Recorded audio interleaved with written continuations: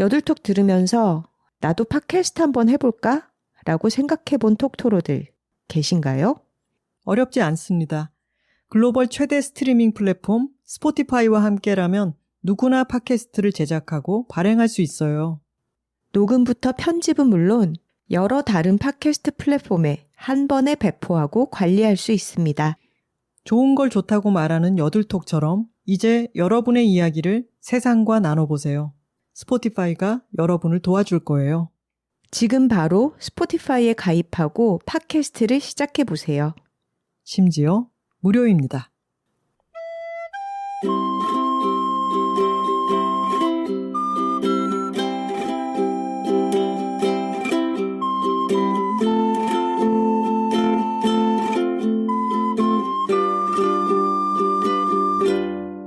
여자둘이 토크하고 있습니다.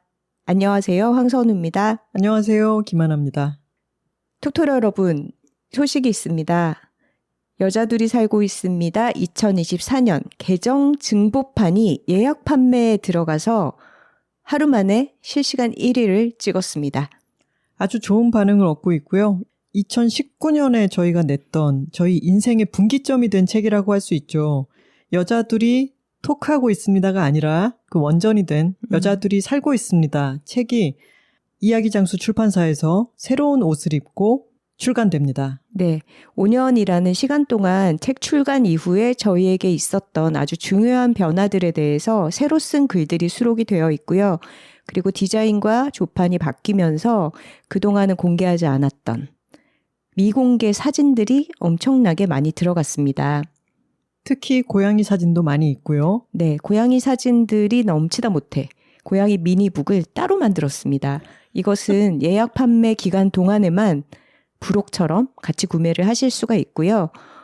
그리고 예약 판매 기간에만 한정판으로 양장본으로 책이 만들어져서 소장 가치가 높습니다. 이번 표지도 저희 여둘톡 썸네일에 있는 그림 아시죠? 원래 여자들이 살고 있습니다의 표지 그리고 내지 그림을 그려주셨던 저희는 천재라고 생각하는 김수진 작가님께서 새로운 그림을 그려주셨는데 이 그림도 너무 귀엽습니다. 톡토로 여러분 당장 사지 않더라도 이 표지 당장 사야지 무슨 소리야. 네. 온라인 서점에 가셔서 표지 그림이라도 한번 봐주십사. 왜냐하면 너무 귀엽거든요. 네, 그리고 고양이 미니북에는 저희가 틈틈이 찍어왔던 저희 고양이들 사진도 있지만 정말 사진계의 명장 아닙니까? 정멜멜 작가가 소속된 스튜디오 텍스처 온 텍스처의 산하 프로젝트? 산하 개인 프로젝트라고 해야 될까요? 프로젝트. 네, 사이드 프로젝트 올루올루 반려동물들과 그들의 반려인들을 인터뷰하고 사진을 담는 올루올루에서 저희를 찍어주신 저희 고양이들의 사진이 아주 풍성하게 수록이 되어서 소장 가치가 아주 높습니다. 고양이 미니북뿐만 아니라 각 온라인 서점에서 야심차게 준비한 굿즈들도 너무 빵빵합니다. 톡토로들이라면 반드시 소장을 해야 될 것 같은 게 나데라 스트링백. 나데라라고 써있고 저희 고양이 티거가 포효하고 있는 그런 스트링백도 있고요. 예스24 들어가면은 그 상품 페이지에 티거 스트링백이라고 쓰여 있는데 진짜? 우리 고양이 이름이 그렇게 쓰여 있으니까 왠지 너무 좋은 거예요. 우리 티거 출세했다. 그리고 여둘톡이 낳은 다양한 명언들이 있잖아요. 여자는 풍채, 자화자찬 일희일비, 스스로를 볶아치지 말자, 센터는 마음의 문제 등이 인쇄된 스티커는 교보문고 굿즈이고요.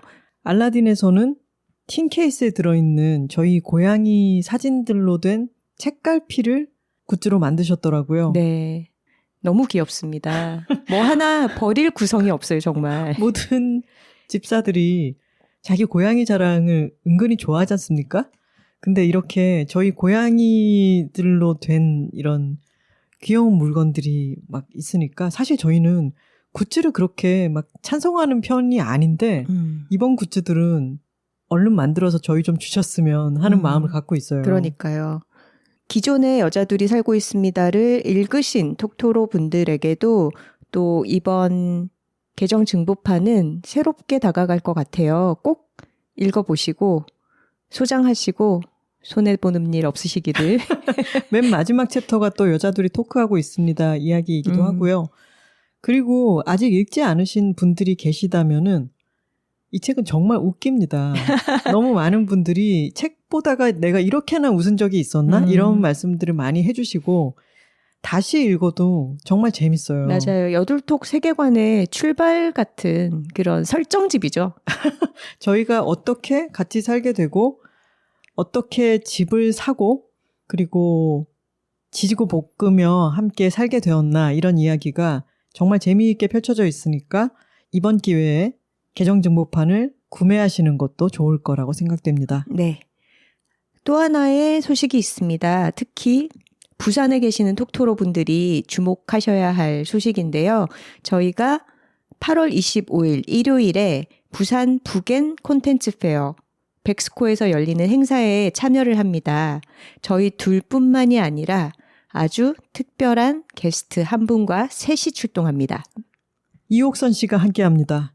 저희 13화 김하나가 평생 가장 많이 읽은 책의 저자가 나타났다에 출연하셨던 저의 엄마, 이제 76세 이옥선 씨와 함께 그러니까 저희 일가족이 출동하는 거죠. 함께 북토크를 하고요. 근데 북토크 신청은 이미 삽시간에 마감됐어요. 그죠? 네, 신청이 마감은 되었는데 이 행사장이 뚫려있는 열린 구조로 되어 있기 때문에 신청에 실패하신 분들도 현장에 와서 이 선 너머로 들으실 수가 있다고 해요. 어떤 분위기인지 짐작이 가시죠? 그래서 너무 지레 포기하지 마시고 8월 25일 일요일 오전 10시 반입니다. 행사장에 오셔서 또 당일 아침에 뭐 사정으로 못 오시는 분도 계시고 할 테니까 아니 항상 북토크 때 그런 느낌 있잖아요. 일단 두드리라 그러면 열릴 것이다. 간절하게 원하면 우주가 도와준다. 오시면 어떻게든 자리가 앉지는 못하더라도 들을 수 있는 그런 공간 정도는 마련이 되지 않을까 싶습니다. 그리고 토크가 끝나고 나서는 사인회도 있으니까요.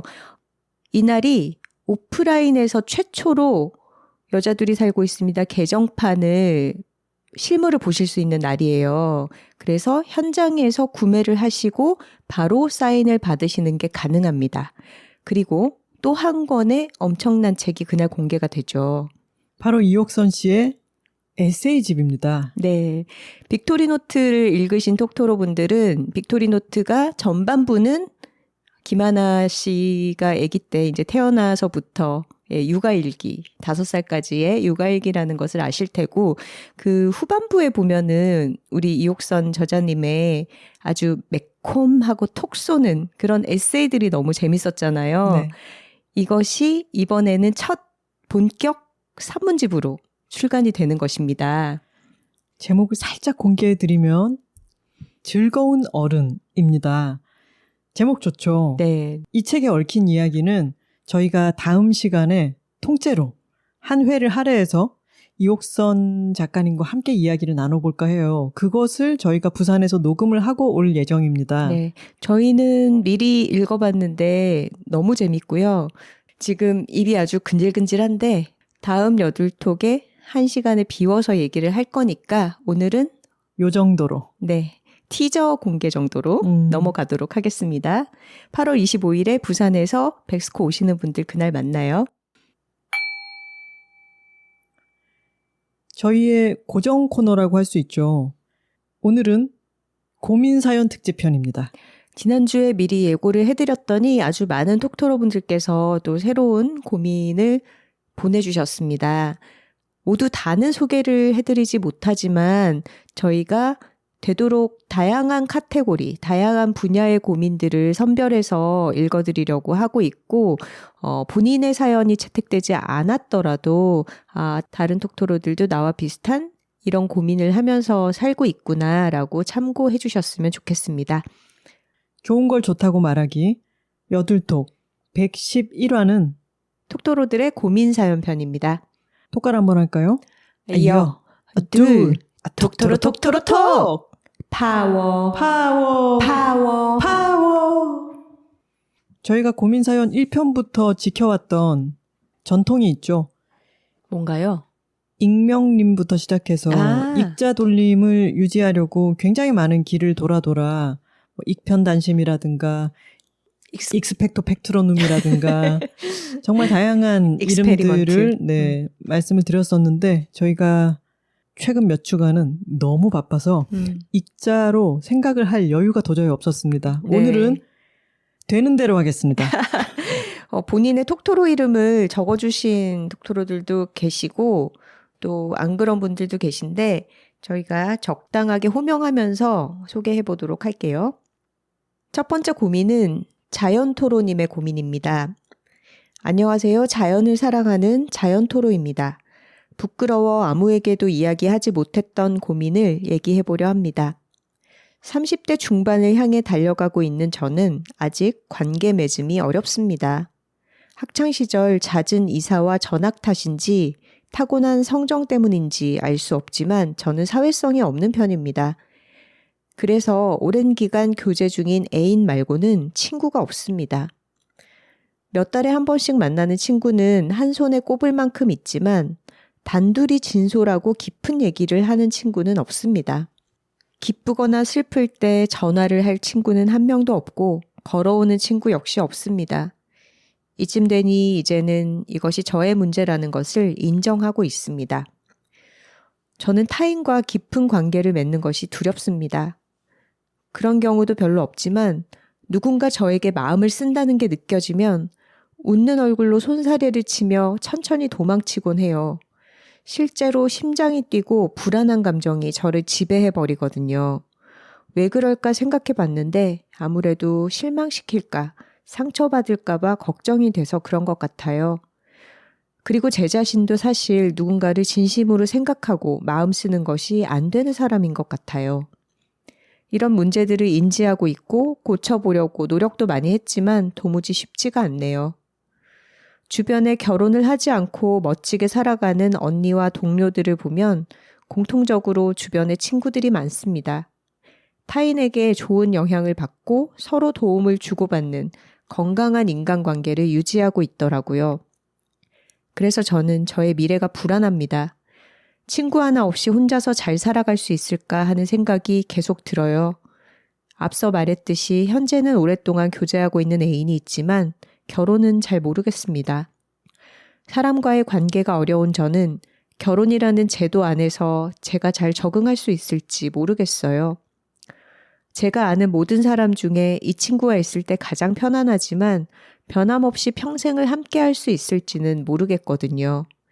애인은 결혼을 원하지만 제가 원하지 않는다면 이대로도 괜찮다고 해요. 지금이야 나이가 젊으니까 이렇게 친구 하나 없이도 잘 살고 있다고 해도 나중에 애인과 결별을 하고 애인도 친구도 없는 혼자가 되면 그때의 내가 버틸 수 있을까라는 생각이 들어서 결혼을 해야 하나 싶은 생각이 드는데 이건 좀 아니잖아요. 정리하자면 제가 요즘 하고 있는 고민은 남편이나 친구 없이 어떻게 중년을 맞이하며 살아가야 할까? 그렇게도 잘 살아갈 수 있을까라는 고민입니다. 언니들, 친구가 없어도 인생을 잘 살 수 있을까요? 여둘톡과 언니들 말씀은 항상 큰 힘이 되어요. 읽어주셔서 감사합니다 하셨네요. 하나 씨 어떻게 생각하세요? 친구가 없어도 인생을 잘 살 수 있을까요? 글쎄요. 저는 그렇게 강인하지는 못한 것 같습니다. 저는 친구들한테 많이 기대는 편이고 친구들에게서 힘을 많이 얻고 스트레스를 풀 때도 친구들과 함께 만나서 왁자하게 노는 것에서 많이 도움을 받기 때문에 제가 나는 친구 없이도 혼자 잘 살 수 있을까라고 생각해 보면 글쎄요. 선우 씨는요?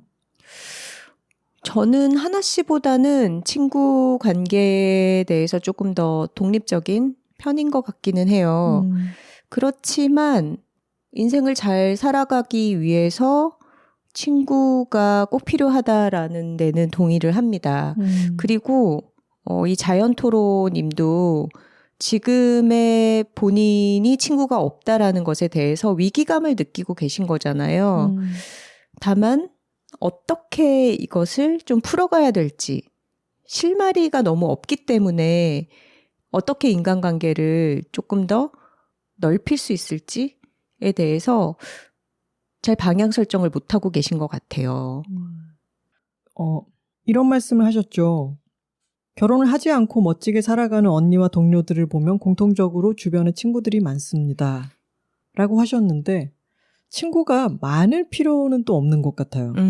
친구가 많다고 해서 다 좋은 것도 아니고. 맞아요. 그리고 저는 사람마다 친구 관계는 다 다르다고 생각해요. 근데 많은 문제들이 그렇듯이 남들은 굉장히 잘 해나가고 있는 것처럼 보여요. 남들은 굉장히 화려하고 뭔가 다채롭고 제대로 된 삶을 살아가는 것처럼 보이는데 나는 안 그런 것 같고 문제투성이에 되게 초라하게 느껴지는 게 모든 분야에 대해서 다 사람 심리가 그렇단 말이에요. 근데 친구 관계에 대해서도 다른 사람들을 볼 때면 친구도 많은 것 같고 또 1대1 관계도 되게 돈독한 것 같고 근데 나만 왜 이렇게 친구가 없지? 라고 생각하기 시작하면 그거는 끝이 없을 것 같아요. 근데 다른 사람들의 친구 관계도 각각의 독자성이 있을 거라고 저는 보거든요.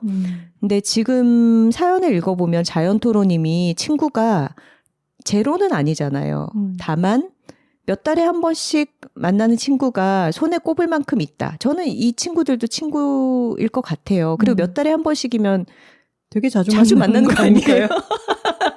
사실 인생의 어떤 시기를 돌이켜보면 저는 지금 가장 가깝다라고 생각하는 친구들도 1년에 한두 번밖에 못 만나던 시기도 있었거든요.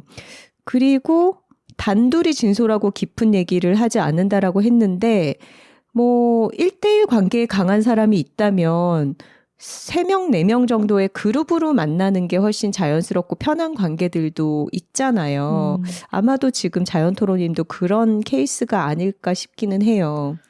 이런 생각도 들어요. 누군가 저에게 마음을 쓰는 게 느껴지면 실제로 심장이 뛰고 불안한 감정이 지배해버린다.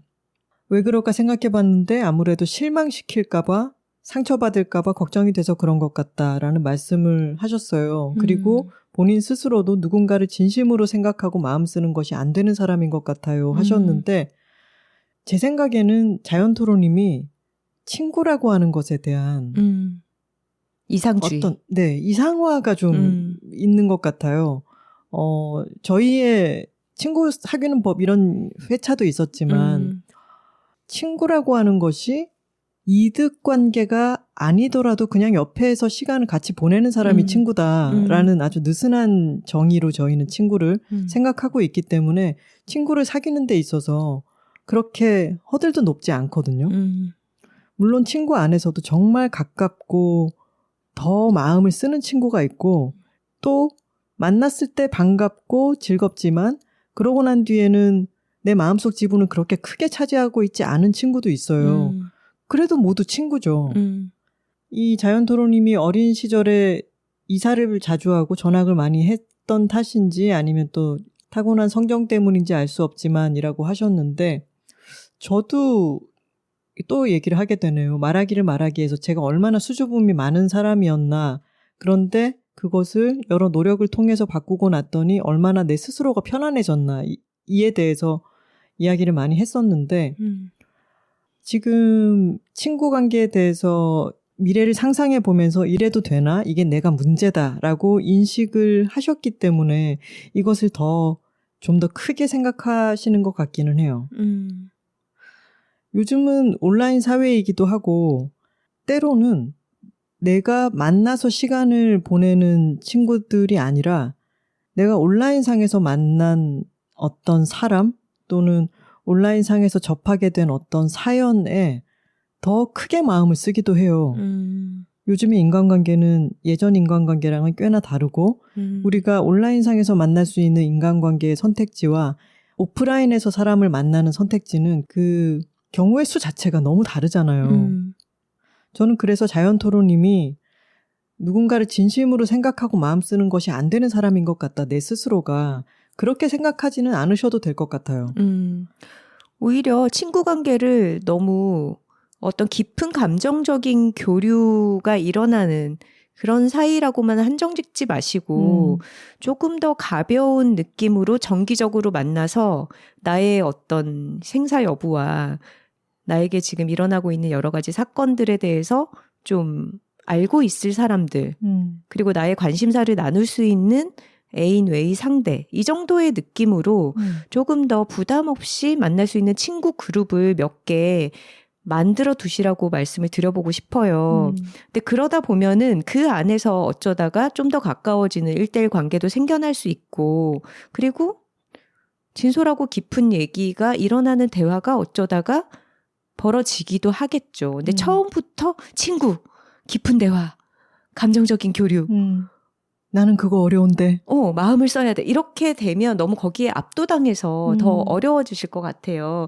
그냥 좀 뭐 개모임, 동호회 정도의 느낌의 친구들과 만남을 가지시다 보면은 그 안에서 또 여러 가지들이 생겨나지 않을까요? 그러니까 일단은 지금은 너무 부담을 많이 갖고 계신 것 같아요. 그걸 좀 덜어놓는 작업부터 하면 좋겠습니다. 친구를 어떻게 해야 사귈 수 있을까? 어떻게 인간관계를 넓힐 수 있을까? 이런 식으로 생각하시기보다는 지금 이런 식의 이게 내가 문제가 있는 건가 보다 이렇게 인지를 하고 계시다면은 다음에 그런 기회가 있을 때 조금은 더 내가 이러지 말고 조금 더 편하게 받아들이도록 노력을 해봐야지. 누군가 어떤 모임에 나올래? 뭐 이렇게 얘기했을 때 지레 너무 불편할 것 같아 이렇게 생각하지 마시고 그래 한번 나가봐야지.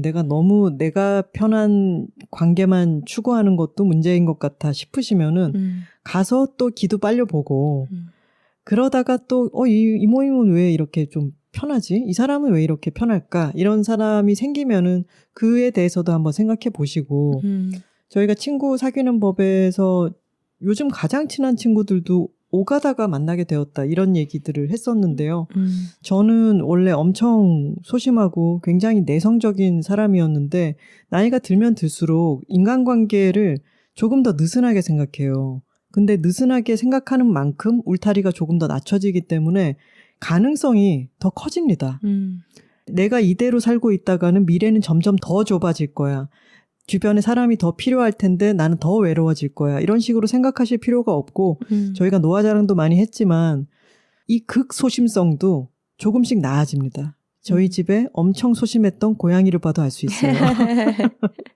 이 고양이에 대한 이야기는 저희가 몇 번 했던 것 같은데 예전에는 사람이 오면 얼굴도 볼 수 없었던 우리 고양이가 지금은 누가 오거나 말거나 뭐 이렇게 좀 편안하게 돌아다니는 모습을 볼 수가 있어요. 사람도 약간 비슷한 어떤 마음의 변화 과정을 겪지 않을까라는 생각도 들어요. 그리고 아까 우리가 온라인 시대가 되면서 인간관계의 양상이 많이 바뀐다 이런 얘기도 했는데 또 온라인으로 많은 것을 파악하는 시대가 되고 보니까 타인들의 인간관계에 대해서도 온라인에 드러나는 어떤 장면들, 사진들, 이미지만 보고 착각을 하게 되기도 쉬운 것 같아요. 그러니까 다른 사람들은 항상 굉장히 지지해주는 친구들 사이에 늘 있고 늘 뭔가 그들은 진정한 교류 속에 있는데 나는 그렇지 않다라는 그런 박탈감을 느끼게 되기도 쉬울 것 같은데 그것 또한 어떤 가상 공간이 만들어내는 환상일 수 있을 것 같아요. 제 친구들 같은 경우에는 제가 가끔 얘기하지만 쌉티 친구들의 저의 가장 오래된 모임이 있잖아요. 기쁘거나 슬플 때 전화 안 합니다. 다 지나가고 나서 그런 일이 있었다라는 거를 만나서 얘기를 해요. 근데 그 친구들이 저에게는 또 가장 나답게 만날 수 있는 어떤 인간관계이기도 하거든요. 그러니까 다른 사람들이 어떤 감정을 서로 꺼내놓고 교류하는 방식과 나에게 편안한 건 또 다를 수도 있어요. 그러니까 나에게 잘 맞는 내 방식의 인간관계를 조금씩 구축을 해 가셨으면 좋겠습니다. 30대 중반이면 저희도 아직 인간관계 어려워요. 40대 후반인데도 인간관계는 쉽지 않고 뭐 친구들 사이에서도 마냥 좋기만 한 것도 아니고. 근데 저희가 언젠가 어느 회차에서 그런 이야기 했었는데 상처 주고 실망시키고 그것도 수습하고 받아주고 하는 게 인간관계입니다. 인간관계라는 게 깔끔하게 정리되지 않아요. 실망시킬까봐 상처받을까봐 걱정하시기보다는 실망시키고 상처받고 상처 주기도 하고 실망을 얻기도 하는 게 인간관계라고 지금 이상화된 그 생각에서 관계에 대한 허들을 많이 좀 낮췄으면 좋겠고요. 그리고 선우 씨랑 저는 같이 살게 되고 같이 책 내고 팟캐스트를 하게 됐지만 40 가까이 돼서 친해졌다고요. 트위터로 만나서. 그러니까 인간관계가 어떤 식으로 전개될지는 지금 결정되지 않아요. 알 수 없어요. 그럼요. 하지만 노력의 방향은 허들을 좀 낮추는 식으로 가야 한다. 이 정도만 생각하시고 조금 편안하게 계시면서 주변에 저희에게 지금 이런 이야기를 토로하시는 것처럼 나는 친구를 좀 더 사귀고 싶다. 나는 친구 인간관계가 너무 좁은 것 같아. 어떻게 넓혀야 할지도 모르겠어. 라는 말을 들어줄 사람이 있다면 한 번씩 해보세요. 네. 저는 일단 그 몇 달에 한 번씩 만나는 친구 그룹이 있으시다고 했으니까 그 안에서 한번 1대1 관계를 연습해 보시는 건 어떨까 싶어요. 그게 잘 안 될걸요? 자기만의 프로젝트인 거지. 그러니까 늘 그룹으로 만났다면 그냥 한 번쯤 이 친구랑 따로 만나보면 어떨까. 그러면은 또 새로운 대화들이 일어나고 하잖아요. 저는 어떤 단기 프로젝트로 스스로 좀 기획을 가지고 그렇게 해보는 것도 노력이 될 것 같아요. 왜냐하면 그냥 나에게 익숙하고 편한 방식으로만 하면 아무것도 바뀌지 않으니까. 생판 모르는 낯선 사람들과의 어떤 모임을 조직하는 것보다는 훨씬 가능성이 있는 방식이잖아요. 저는 그렇다고요. 내 말이 다 정답일 순 없잖아. 알고 지내던 사람과 관계를 변환해보는 것보다 차라리 낯선 사람을 만나서 새로운 나로 시작해보는 게 나을 수도 있고 그것은 자연토로님이 다양하게 좀 시도를 해보셨으면 좋겠습니다. 네. 안녕하세요. 저는 독일에서 책 만드는 북빈더 토로라고 합니다. 저는 어릴 때부터 뭘 진득하게 잘 못했습니다. 잔나비띠라 잔재주가 많아서일까요? 진짜 뭘 많이 해봤어요. 저는 두 분을 볼 때마다 존경스러웠습니다. 20년을? 잡지 에디터를? 책을 몇 권을 내신겨? 팟캐스트 진행을 몇 년을? 그리고 청취자분들의 고민 상담을 해주실 때마다 튀어나오는 짬바가 너무너무 부러웠어요. 오랜 시간 몸담아온 부분에서 나오는 유비들은 절대 도달하지 못하는 그런 진짜 짬바 말이에요. 저는 말씀드렸다시피 92년생 잔나비띠, 그리고 내일 모레 글피가 생일이라서 아직 만 31세인데요. 현재 독일에서 아우스빌둥 3년 과정 중 1년차 끝자락입니다. 여기서 잠깐 아우스빌둥 익숙하지 않으신가요? 맞습니다. 지난 105화 1시간 34분부터 소개되는 베를린 목수님 계셨죠? 그 사연을 듣고 동기부여가 되어 메일을 쓰는 것도 있답니다. 살짝 곁길로 새자면 목수님 저희 유럽 톡토로 오픈 카톡방이 있답니다. 찾아서 들어와 주세요. 격하게 환영합니다. 다시 돌아와서 저는 어릴 때 다닌 학원들도 대학 전공도 알바와 인턴 생활, 2년여의 직장 생활도 모두 제각각입니다.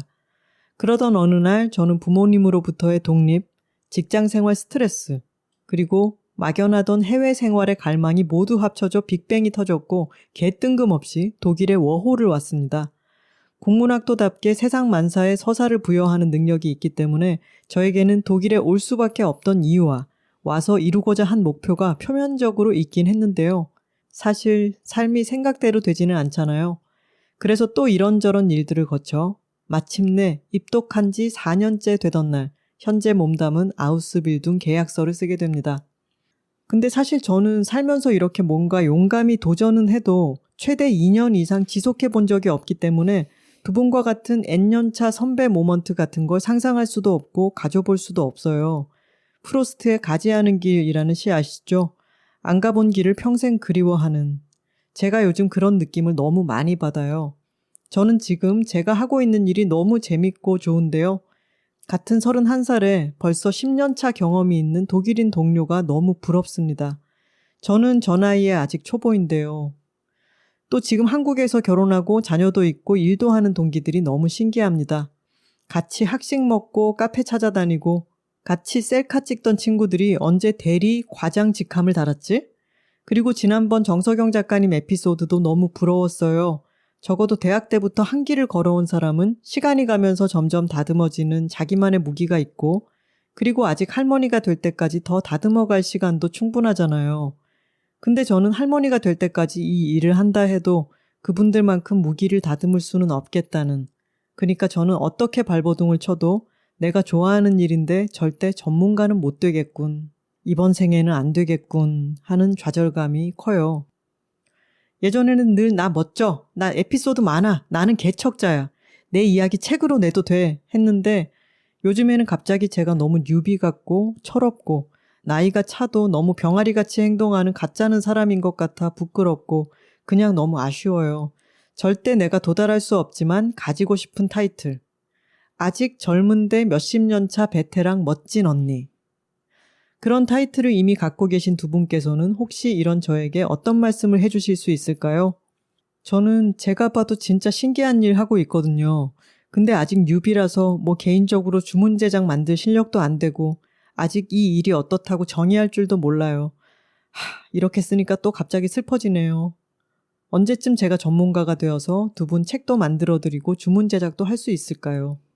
뜬금없이 시작해서 뜬금없이 마무리하는 북빈더 토로 드림 하셨어요. 우리 북빈더 토로님은 참 욕심이 많으십니다. 네, 진짜 욕심 많으십니다. 이렇게 31살에 정말 다양한 경험을 쌓은 거잖아요. 전공과 무관한 분야로 지금 해외에 나가서 일을 하고 있고 그 전에 직장 생활도 했었고 정말 그냥 제3자의 눈으로 보면은 대단하다. 어떻게 저렇게 진취적으로 외국 나가가지고 기술을 배워서 또 어떤 사무직들이 못 해본 경험으로서 되게 부러워하는 그런 가지 못한 길에 대한 갈망이 기술직이잖아요. 이렇게 전문 기술이 있다라는 거. 그렇게 대단한 길을 가고 계신데 본인이 이 일을 늦게 시작했다는 이유로 젊은 나이에 베테랑 타이틀을 달지 못해서 아쉽다. 이거는 여둘톡 용어로 뭐라고 하면 될까요? 복가치즘이죠. 그리고 다 갖고 싶은 거죠. 그러니까. 네. 저희가 아직 젊다고도 생각 안 하고요. 일단 왜냐하면 저희를 그렇게 표현을 하셨으니까 몇십 년 차 베테랑 멋진 언니 이런 의식은 없어요. 저희는 해온 일이 길게 있기는 하지만 지금 팟캐스트 경력으로 보자면 하나 씨는 저보다 책이라웃을 4년 더 하긴 했지만 저는 45세 팟캐스트 시작했어요. 지금 배워가면서 하고 있고 그 전에 제가 했던 에디터 일은 직장 생활을 오래 다니면서 하긴 했고 그때 배운 게 많지만 지금 팟캐스트를 하면서 그때 배웠던 거는 적용을 하고 또 새로 배울 것들은 배우고 이러면서 지금 현재에 집중하기 바쁘지 내가 몇 살에 이만큼 쌓아왔어라는 것에 의미 부여를 할 여유는 별로 없는 것 같아요.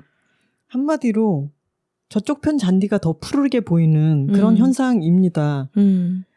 20몇 살 때부터 다른 친구들이나 지금 옆에 있는 동료들처럼 그 길을 정해서 진득하게 이를테면 예전에 직장 생활을 하셨다고 했는데 그 직장을 계속 다니는 그렇게 안정성을 추구하는 것이 아니라 자기 인생의 서사를 부여하면서 다양한 경험들을 지금 다채롭게 하고 계시잖아요. 그건 지금까지 잘 하셨어요. 아주 재미있게 잘 사셨고 그리고 두고두고 이 경험들은 도움이 됩니다. 나중에.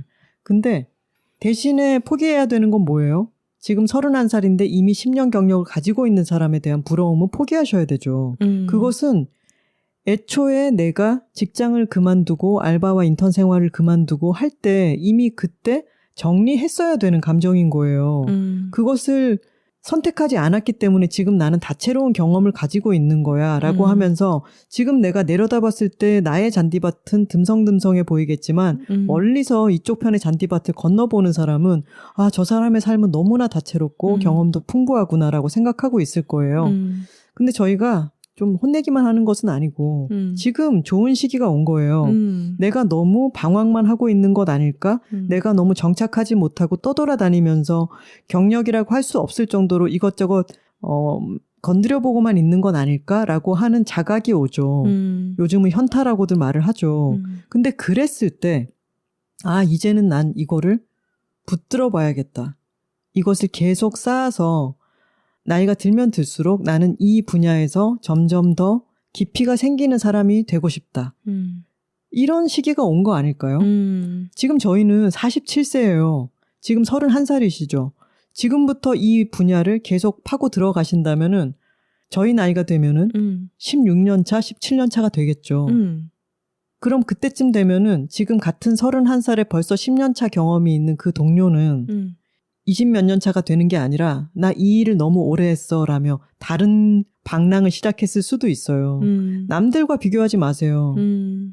지금 북빈더 토로님은 한국 사회에 있다가 독일로 옮겨가신 거잖아요. 근데 양쪽 사회의 어떤 표준을 따라야 할지 조금 혼란을 겪고 계신 것 같기도 해요.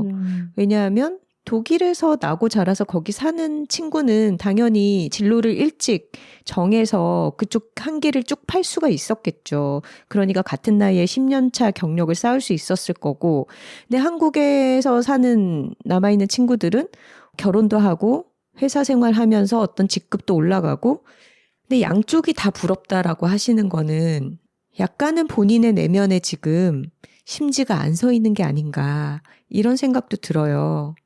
저희가 처음 시작할 때 욕심 많으세요라고 둘 다 이야기를 했죠. 이것은 욕심이 많은 거니까 양손에 떡을 주려고 하지 마시고 내가 이 둘 중에 어떤 떡을 갖고 싶은지를 지금 고민해 보셔야 될 타이밍이라고 생각하고요.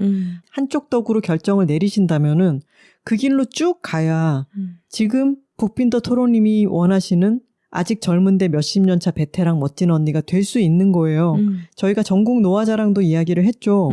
앞으로 16년이 지나도 저희한테 그렇게 말씀하셨으니까 그 말을 되돌려 드리자면은 젊은 베테랑 언니가 될 수 있는 거예요. 맞아요. 그리고 지금 이미 이룬 게 굉장히 많아요. 독일 가서 다른 언어를 쓰는 사람들 속에서 인종차별도 있었을 거고, 근데 자기가 하고 싶은 전문 분야를 정해서 그 길을 시작했잖아요. 너무 잘했어요. 너무 이룬 게 이미 많아요. 이제부터 해야 될 거는 2년마다 계속 길을 바꿔왔던 것을 넘어서 보는 경험. 착실하게 자기 분야에서 포트폴리오를 좀 읽어보는 거. 여러 가지 의뢰를 받아서 수행을 해보는 거. 거기에 집중을 할 때입니다. 이렇게 한 군데를 정했으니 그 안에서 내가 잘하는 것은 무엇이고 내가 더 파고들 만한 이 일 안에서의 어떤 부분은 무엇일까를 연구를 많이 해보시고 내가 어떤 걸 잘한다는 생각이 드는 때가 온다면은 여둘톡의 강령대로 그것에 대해서 나대도 보시고, 하지만 아닌가 봐 하고 다른 일을 시작하기보다는 이 일은 조금 더 진득하게 붙들어 보세요. 그리고 생겨나는 변화에 대해서 저희에게 다시 알려주시면 환영하겠습니다. 네, 응원하겠습니다. 익명의 톡토로님의 메일입니다. 안녕하세요 작가님들, 처음 사연을 보내봅니다. 들을 때마다 편안하고 듣지 않을 때도 들었던 방송을 떠올리면 언제나 행복해져요. 좋은 방송 해주셔서 감사하다는 말씀 먼저 드리고 싶습니다. 저는 현재 26살이고 무의욕으로 살아온 지 몇 년쯤 되었어요. 병원에서 우울증 진단을 받고 약을 복용해 왔지만 진전이 없는 것 같아요. 그 이유는 제가 생각했을 때 변하지 못하는 제 주변 상황인 것 같습니다. 우울증은 제 마음의 문제이고 주변을 탓하고 싶지 않지만 여전히 저는 원망의 마음을 품고 살아요. 그 대상은 부모님입니다. 그중 가장 많은 화살을 받고 계신 건 아버지예요. 아버지는 저를 키울 때 조금 엄한 편이셨어요. 남들에게 가족 얘기는 창피해서 꺼내지 못해서 어느 정도까지 말씀드려야 할지 가늠이 안 가지만 그래도 솔직하게 말해보겠습니다. 제가 생각하는 아버지는 분노의 정도를 모르는 분이셨어요. 그래서 제가 혼나야 하는 상황이거나 그 외의 이유로 화가 나셨을 때는 각종의 언어폭력과 물리적인 폭력을 일삼으셨습니다. 요즘 아버지는 나이가 드신 건지 물리적인 폭력을 행사하는 일은 줄었지만 본인이 화가 나면 줄곧 언어폭력을 일삼습니다.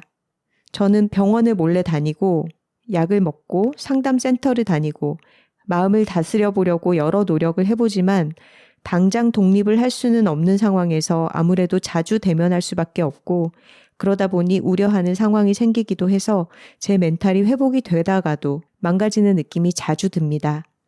언젠가 제 마음의 고통에서 벗어날 수 있을까요? 저는 현실적인 독립의 문제보다는 제 마음이 조금 더 편안해지는 길을 찾고 싶습니다. 아버지에게 그런 말을 듣는 것보다 그런 말로 흔들리고 힘들어하는 모습을 봐야 하는 제 자신이 더 힘겹습니다. 아버지를 용서하고 제 굴레를 끊고 싶은데 자꾸만 미워져요. 너무 밉고 싫은 사람을 용서할 수 있는 방법은 어떤 게 있을까요? 작가님들께서는 어떤 선택을 하셨을 것 같은지 궁금합니다. 늘 건강하시고 행복하세요 하셨네요. 익명토론님 지금 너무 많이 힘드시겠습니다. 근데요. 우울증은 제 마음의 문제이고 주변을 탓하고 싶지 않지만 여전히 저는 원망의 마음을 품고 살아요. 라고 하셨어요. 주변 탓하셔야 됩니다, 지금. 저희가 사연을 아주 들으시는 분들에게 트리거가 될 수 있어서 많이 건너뛰고 또 익명토론님도 이 부분이 힘들다면 안 읽으셔도 됩니다. 그리고 그러면서도 저희에게 죄송하다고 하셨어요. 이런 이야기를 써서. 지금 상황은 좀 심각하고요. 언어폭력도 물리적 폭력도요. 그리고 정신과 선생님한테도 말을 못했다고 하셨어요. 이런 얘기를.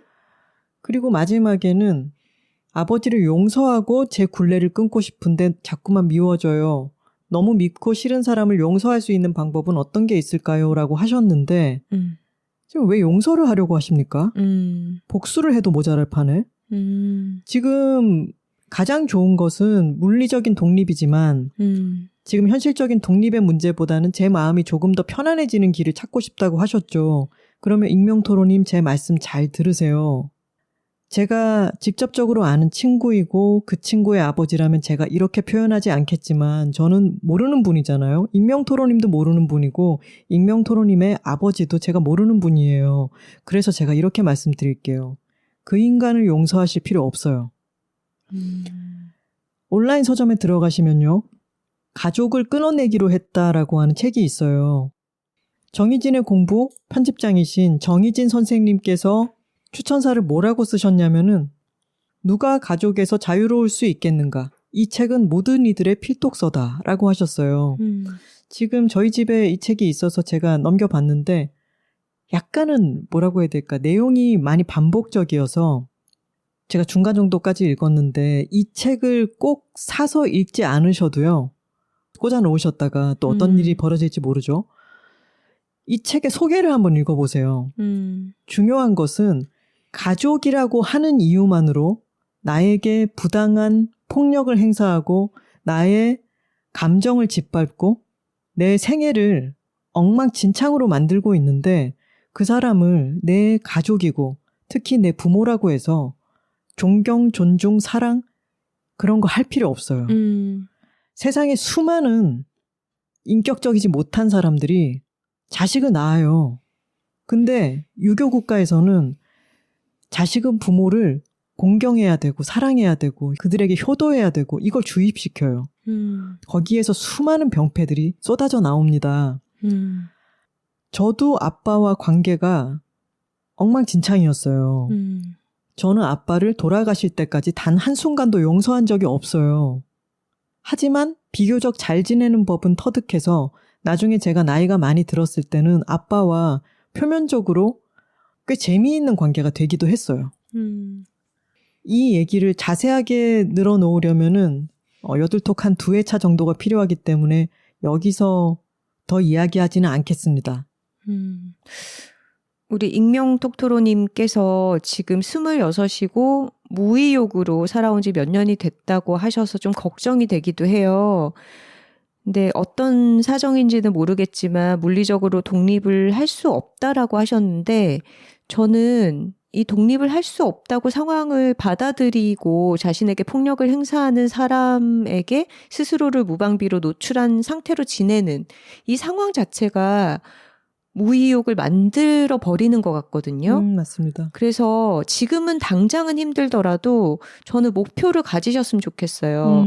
내가 내년 이맘때까지는 독립을 하겠다. 아니면 2년 뒤에는 독립을 하겠다. 잠정적으로 스스로의 어떤 기한을 정해두고 돈을 모으는 게 됐건 아니면 주변에서 뭔가 도움을 줄 수 있는 사람과 같이 뜻을 합해서 뭘 준비하는 게 됐건 간에 목표를 설정을 하셨으면 좋겠어요. 그리고 독립을 하셔야 됩니다. 그 목표를 위해서 그게 재정적인 것이 되었든 무언가를 마련하는 것이 되었든 그게 조금씩 쌓이는 것이 지금 익명토로님의 무의욕 상태에서 집중을 할 수 있는 무언가를 만들어 줄 테고 그것이 쌓여가면 쌓여갈수록 새로운 길이 보이기 시작할 거예요. 저는요, 제 인생에서 가장 행운이었던 것 중에 하나가 제가 부산을 떠나서 서울로 대학을 갈 수 있었다는 거예요. 지금 익명토로님은 당장 아버지가 있는 집에서 독립을 할 수가 없기 때문에 지금 굉장히 힘들어하고 계시고 어떻게든 용서를 해야 되지 않을까라고 생각하고 계신데 지금 이것은 무의욕과 감히 미워할 수 없고 용서를 해야 되지 않을까라고 스스로에게 화살을 돌리는 이 마음과 계속 한 공간에 또 아버지와 있어야 된다는 것과 이게 다 합치돼 있어요. 이걸 하나하나씩 낫게 만들어야 되는데 아까 저는 물리적으로 떨어져 있는 게 아주 큰 행운이었다라고 말씀드렸죠. 물리적으로 떨어져 있게 되면 굉장히 많은 것들이 좋아집니다. 당장 그것을 실행할 수 없다 하더라도 그렇게 하는 것을 가장 중요한 목표로 삼고 거기에 매진하셔야 돼요. 약자이자 피해자인 사람이 강자이고 가해자인 사람을 용서한다는 거는 가능할까요? 모르겠어요, 저는. 그러니까 멘탈을 회복하고 마음이 편해지는 길도 좋지만 그게 현실적인 독립의 문제로서 올 수 있다고 생각합니다. 그리고 저희에게 이렇게 말씀을 해주신 것처럼요. 가능하다면은 지금 상담하고 계신 곳에 이야기를 하는 게 저는 좋을 거라고 생각해요. 네. 그렇죠. 정신과 상담을 받고 계신데도 이런 얘기를 못 털어놨다고 하셨는데 사실 저희보다는 더 전문가와 대면해서 상담을 받으실 때 적절한 상담을 받으실 수 있을 것 같습니다. 우울증은 제 마음의 문제이고 주변을 탓하고 싶지 않지만 이렇게 생각하지 마시고요. 주변 많이 탓하시고 그리고 많이 미워하셔도 돼요. 안녕하세요. 미국에 사는 썬토로라고 합니다. 저는 30 후반의 기혼 여성이고요. 아이가 없는 비자발적 딩크족입니다. 제가 비자발적이라고 칭한 이유는 지난 2년간 아이를 갖기 위해 제가 할 수 있는 노력은 다 해봤지만 안타깝게도 작년 말 조기 난소 부전이란 진단을 받고 저에겐 마지막 보루였던 시험관조차 할 수 없는 몸 상태라는 걸 알게 됐거든요. 그 전에 유산도 한번 겪었고요. 의사 선생님께서는 자연 임신의 가능성이 없는 건 아니지만 저의 난소 나이는 40대 후반으로 이제 곧 갱년기가 시작될 수 있다고 하시더라고요. 그 진단을 받고 충분히 슬퍼하고 치유의 시간도 갖고 하루하루 열심히 살아가는 중입니다. 제 고민은요. 이번 일을 겪으면서 제가 자책을 많이 한다는 걸 깨달았습니다. 나 때문에 아이를 갖지 못하게 되어 남편한테 가장 미안하고 부모님과 시부모님께 미안하고 친구들에게 좋은 소식 대신 슬픈 소식으로 연락해 힘들다고 징징대는 게 미안하고 나를 위해 응원하고 기도해준 주변 사람들의 기대에 부응하지 못해 미안하고 이 모든 게 내가 건강관리를 잘 하지 못해 일어난 일이라고 생각해서 계속 자책하게 되더라고요. 아무도 저한테 뭐라고 한 것도 아닌데요. 어떻게 하면 죄책감을 덜고 자책을 덜 할 수 있을까요? 여담으로 저도 결혼한 지 꽤 되었고 나이가 나이인지라 한국을 가거나 미국에서 한국 사람들이 모인 곳을 가면 꼭 누군가가 저에게 아이 없냐, 아이는 왜 안 갔냐고 물어보십니다. 전에는 이런 질문에 민감하게 반응했었는데 지금은 이런 민감한 질문에 센스 있게 대처하는 법을 조금은 터득한 것 같아요. 작가님들 덕분에요. 몇 달 전 미국에 있는 한국 미용실에 갔을 때 한국인 직원분께서 아이가 왜 없냐고 물어보셨는데 그냥 노력하는 중이라고 웃으면서 대답했더니 머쓱하셨는지 잘 될 거라고 갑자기 저에게 응원의 말씀을 해주시더라고요. 그래서 저도 속으로 그래, 이분이 나쁜 의도를 갖고 나에게 질문한 건 아니겠지. 그러니 그냥 가볍게 넘기길 잘했어 라고 했네요. 그래도 정말 제발 결혼한 커플이 아이가 없는 데는 저마다의 이유가 있겠죠. 아이가 없다고 했을 때 얼른 늦기 전에 아이 가져야지. 없어서 어떡하니 나이 들면 힘들다 등등 제발 속에 있는 말을 겉으로 내뱉어 상대방이 기분 상하게 하는 일은 없었으면 좋겠어요. 당연히 우리 톡토로들은 안 그러겠지만요. 작가님들 덕에 제 삶이 지루하지 않고 더 풍성해지는 것 같아요. 덕분에 힘든 시간 잘 이겨내고 잘 지내고 있어요. 정말 진심으로 감사드립니다. 하시면서 사이에 아주 힘찬 팬레터를 써주기도 하셨습니다. 네, 나데라는 조언을 듣고서 미국에서 컨퍼런스에서 발표를 했다. 그리고 10km 달리기에도 도전을 한다. 듀오링고로 스페인어 공부 중이다. 뭐 이런 아주 좋은 변화들에 대해서 써주셨네요. 감사합니다. 참, 이 사연도 읽으면서 지긋지긋하더라고요. 이 한국 사회의 어떤 정상성 간주. 너무 지긋지긋하지 않습니까? 맞아요. 저희도 여자들이 살고 있습니다. 책에 그 얘기를 많이 썼는데 사실 이제는 40대도 후반에 접어드니까 그런 걸 함부로 말하는 사람이 없는데 30대 때는 왜 결혼 안 했냐, 어쩌려고 그러냐 뭐 이런 식의 간섭들 정말 많이 들었거든요. 그 이야기가 여둘살에도 써 있고요. 저는 정말 결혼하신 분들한테 아이 낳는 것에 대해서 이런 식의 모르면서 참견하는 거는 더 무례한 말 같아요. 결혼을 안 한 사람에게 왜 안 하냐 하는 것보다 왜냐하면 그 각자의 가족에게 다 너무 다양한 이야기가 있을 테고 정말 이렇게 썬토로님처럼 원하고 노력하지만 잘 안 된 경우도 있을 것이고 정말 알 수 없는 거잖아요. 근데 어떻게 자기가 무슨 상처를 건드리거나 어떤 불편함을 야기할지 모르고 그런 질문을 속없이 하는지 참 정말 한국 사회에서 바뀌어야 될 부분이라고 생각해요. 맞습니다. 그리고 이런 난임 시술이라고 이야기를 하나요? 선토로님은 마지막 보루였던 시험관조차 할 수 없는 몸 상태라는 걸 알게 됐다 이런 말씀하셨는데 이 임신에 관한 것들이 뭔가 시술을 받거나 진단을 받거나 크게는 또 유산을 하거나 이런 것들이 신체적으로 엄청 힘든 일입니다. 그럼요. 제가 겪어보지는 않았지만 여러 자료들을 읽어봐도 몸이 물리적으로 겪어내야 하는 것들도 있고 또 중요한 것은 심리적으로 굉장히 많은 압박감을 받습니다. 왜 아니겠어요? 한 생명을 품을 수도 있고 못 품을 수도 있는 그런 굉장히 중대한 문제잖아요. 거기에 자기 삶이라는 것도 다 개입돼 있는데 그것을 자연스럽게 임신이 되는 것이 아니라 그것을 시도하고 실패하고 다음에 또 시도하고 또 실망하고 이런 과정이 계속 반복된다는 거는 사람의 심리에도 굉장한 압박이고 또 하나는 호르몬적으로 굉장히 요동을 친다는 거죠. 그래서 임신에 관련한 또는 이 난임인 상태를 호전시키기 위한 여러 가지들을 할 때 우울증을 겪는 사람이 아주 많더라고요. 근데 그것을 내가 그냥 나는 이런 시술을 또는 이런 일로 병원을 다니고 있지. 그리고 요즘은 마음이 우울하네. 이런 식으로 합치를 못 시키는 경우도 많은데 이런 노력을 하고 있고 그런 시술을 하는 것 자체가 호르몬과 심리적으로 사람을 우울증에 빠뜨리기가 너무 쉬운 거죠. 그렇기 때문에 지금 선토로님이 스스로 난 왜 이렇게 자책을 많이 할까라고 생각하고 계신데 이것은 내 호르몬과 지금 심리적 압박과 너무 큰 실망 그리고 사람들에게 느끼는 여러 마음들이 복합적으로 일어나고 있는 문제니까 자책으로 이것을 스스로가 더 너무 못났다고 생각하지 않으셨으면 좋겠어요. 맞아요. 그리고 정작 가족들이나 친지들은 선토로님한테 뭐라고 하지 않는다고 하셨잖아요. 그렇죠? 스스로만 이렇게 느끼고 계시는데 아마도 가족이나 친구들은 선토로님을 가장 걱정하고 있을 거예요. 당사자가 가장 힘드니까. 그러니까 차라리 이런 마음을 저는 꺼내서 좀 얘기를 해보셔도 좋을 것 같아요.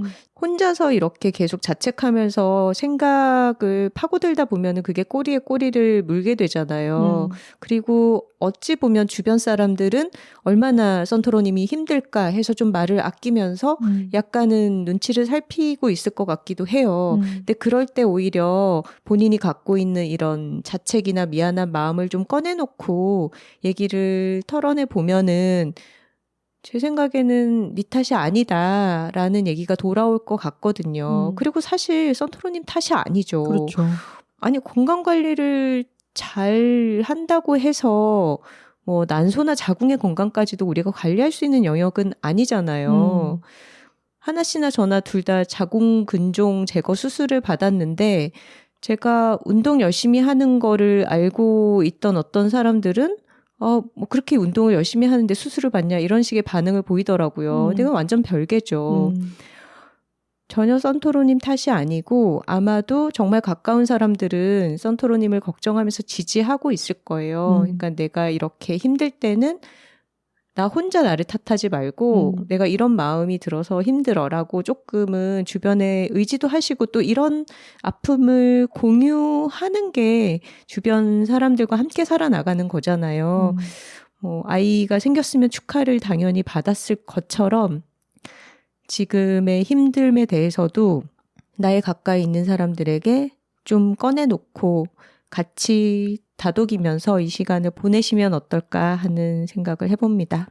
지난 2년간 아이를 갖기 위해서 제가 할 수 있는 노력은 다 해봤지만 이라고 하셨는데 지난 2년 동안 굉장히 많이 힘드셨을 것 같고 그 모든 수고로움이 좋은 결과로 가 닿은 게 아니잖아요. 그러니까 2년 동안 했던 것이 다 수포로 돌아갔구나 이렇게 생각이 드시니까 허망함과 여러 가지로 지금은 마음을 다독여야 할 시기가 맞죠. 아까 저희가 넘어갔던 부분을 힘을 드리고 자랑하기 위해서 짧게 읽어보겠습니다. 여둘톡 덕에 제게 나타난 긍정적인 변화를 말씀드리고 싶어요. 작가님들의 나대라는 조언을 듣고 올해 처음 미국에 와서 일한 지 12년 만에 제가 매년 참석하는 컨퍼런스에서 5분간 발표를 했답니다. 미국에 10년 넘게 살았어도 전 한국에서 나고 자라고 대학교까지 졸업한 토종 한국인이라 영어가 원어민처럼 엄청 유창하진 않거든요. 그런데 이번에 용기 내서 발표 제안서를 냈는데 발탁이 되어 무대 위에서 5분간 프리젠테이션을 할 기회가 생겼습니다. 단 5분을 위해 수없이 많은 연습을 했고 결과적으로 프리젠테이션을 성공리에 마쳤어요. 언니들의 나대라는 조언과 격려가 없었다면 아마 이런 도전을 해볼 용기조차 내지 못했을 거예요. 정말 감사드려요. 라고 하셨습니다. 너무 잘하셨고요. 지난 2년간 많은 노력을 했던 것처럼 앞으로 자신의 일에서 또는 여러 가족들과 함께 생겨나는 일들에 대해서 또 노력하시고 어떤 성취를 거두고 또 그 기쁨을 나누는 그런 삶을 계속 살아나가시면 되겠습니다. 네. 그리고 톡토로들은 그러지 않을 거라고 생각하지만 정말 아이가 없는 기혼 여성들에게 왜 아이를 갖지 않느냐, 출산 계획이 없느냐 이런 것들에 과도한 관심과 참견을 보이시는 분들은 그러지 말고 태어난 아이들이 잘 자랄 수 있는 환경을 사회를 만드는데 우리가 힘을 어떻게 보탤까 그쪽으로 에너지를 쏟으면 참 좋겠다는 생각을 해봅니다. 맞습니다. 자, 정토로님의 메일입니다. 안녕하세요 언니들. 다정함이 인생에서 가장 중요하다고 생각하며 30여 년을 살아온 정토로예요. 언니들, 저는 한 달 전 파혼을 했고 그로부터 2주 전 엄마의 부동산으로 인한 어려움을 알게 되었어요. 처음 엄마의 부동산 상황을 접했을 때 저의 심정은 참담했어요. 3년간의 히스토리가 있는 건이었고 과정 중에 사기로 인한 금전적 피해가 이미 상당했어요. 그런데 가장 마음이 아픈 지점은 엄마가 3년 동안 이걸로 인해 크게 마음을 써왔는데 제가 참 무관심했었구나 였고 가장 염려되는 지점은 혹시나 이게 정말 경제적 파산으로 이어질 경우 엄마가 이것으로 인한 충격으로 극단적인 선택을 하게 되면 어떡하지? 였어요. 저의 바람이자 큰 목표는 엄마의 극단적 선택을 막는 것이었어요. 그래서 입사한 지 2주 된 회사에 양해를 구하여 일주일 동안 본가에 내려가 한편으로는 여러 계약서를 포함한 서류들을 살피면서 상황 파악하는 데 집중하고 다른 한편으로는 엄마의 정신적 안위를 위해 엄마와 많은 대화를 나눴어요. 회사분들이 배려해 주셔서 별탈 없이 잘 다녀올 수 있어서 정말 감사했습니다. 3년간 벌어진 일에 대해 입 밖으로 내뱉는 게 쉽지 않으셨겠지만 다행히 엄마는 본인이 할 수 있는 선에서의 상황 설명을 성심성의껏 해주셨어요. 과정 속에서 저는 제가 결혼 자금으로 모아놓은 돈을 모두 엄마에게 빌려줘야만 했어요. 그리고 결혼을 약속했던 애인과는 이별하게 되었어요. 이번 엄마의 부동산 일이 저희 파혼에 미치는 영향이 아예 없었다고 보긴 어렵지만 최대한 분리하여 생각하려 하고 있어요. 실제로 헤어진 남자친구에게 미움이라는 감정을 느끼기보다는 그 친구가 다시 누군가를 만나서 행복했으면 하는 마음이 더 크고요. 저는 현재 정신과 약물치료와 상담센터에서 심리치료를 병행해서 받고 있어요. 약물치료가 필요하다고 느꼈던 이유는 헛구역질, 심장이 쪼이는 듯한 느낌 등의 신체적 증상이 나타나서였고, 심리상담이 필요하다고 생각했던 이유는 남자친구와 헤어진 후 저에게 상실에 애도하는 감정적 반응이 결여되어 있는 것이 이상하다고 느꼈기 때문이었어요. 애인과의 이별은 슬픈 일인데 제가 슬퍼하지 않는 모습을 보고 어딘가 고장났구나 라고 느껴서 상담센터를 찾아갔어요.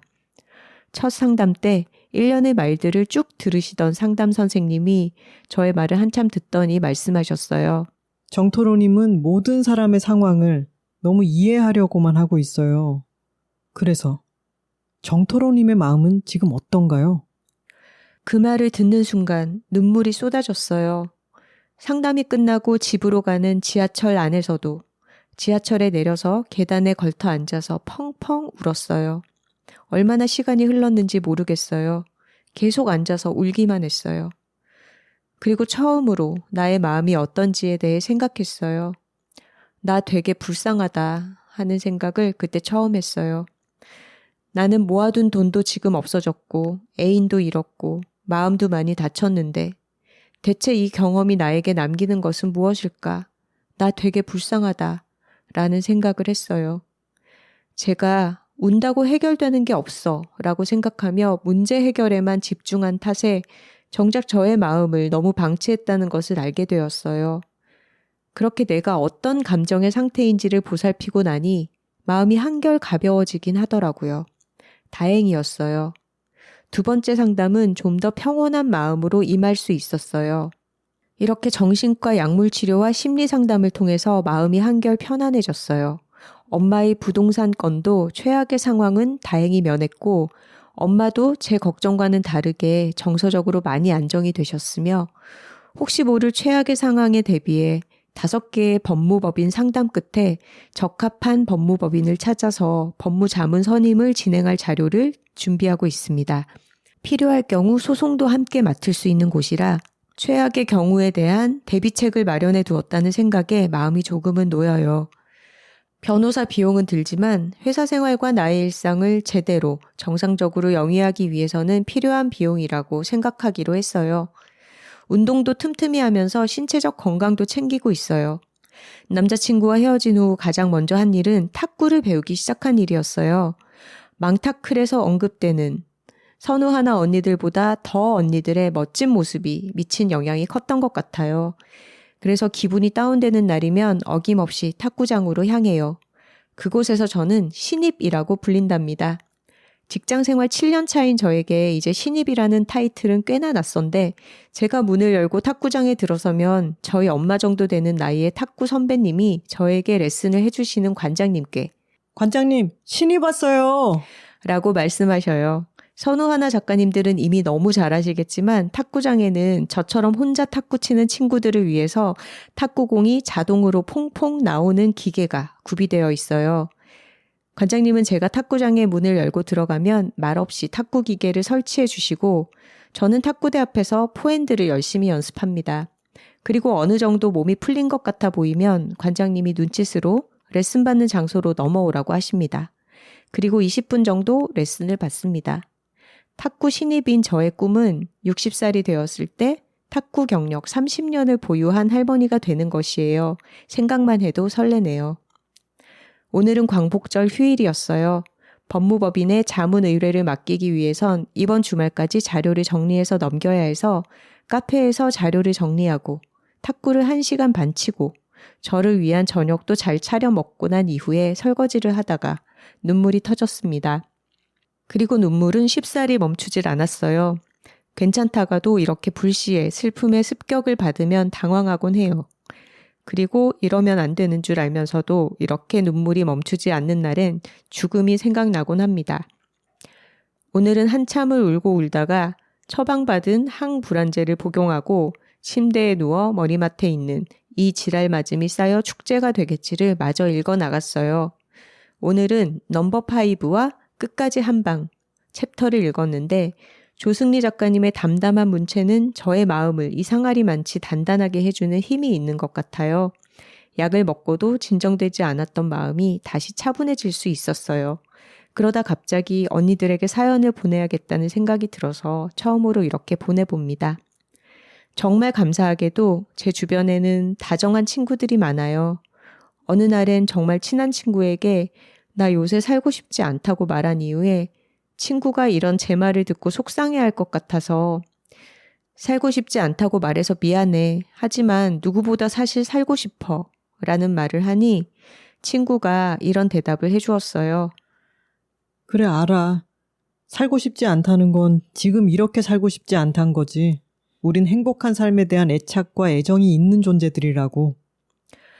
또 어떤 날에는 또 다른 친구이자 전 직장 동료에게 이런 말을 제가 했어요. 신이 있다면 제가 뭘 그리 잘못해서 이런 시련을 주시는 걸까요? 좋게 생각하려고 하루에도 수십 번 마음을 고쳐먹는데 이렇게 드문드문 그렇게 생각하기 힘든 순간이 오네요. 라고 하니 힘들죠. 뭐라 위로해줄 말이 없네요. 쉽게 가기 위해서 지금 좀 어렵게 가고 있는 거라고 생각해요, 우리. 시간과 나를 믿다 보면 언젠가 꼭 해결될 일이니까요. 힘내요. 제가 좀 도울 일은 없을까요? 시간과 나를 믿다 보면 이라는 말에 기대어서 사는 요즘이에요. 그리고 이 시간을 통과하는 과정 속에서 선우하나 언니들의 팟캐스트는 정말 큰 힘이 되고 있습니다. 진심으로 정말로 감사합니다. 좋아하는 마음을 자주 많이 표현해야 하는데 재작년부터 크고 작은 어려움이 있을 때마다 저에게 힘을 주었던 언니들에게 감사함을 제대로 표현하는 게 처음이네요. 앞으로 더 자주 표현하겠습니다. 언니들 언제나 화이팅입니다. 사랑하고 많이 응원해요. 이상입니다. 하셨네요. 사연을 찬찬히 읽어보니까 정토로님은 굉장히 유능한 분입니다. 저 약간 반했어요.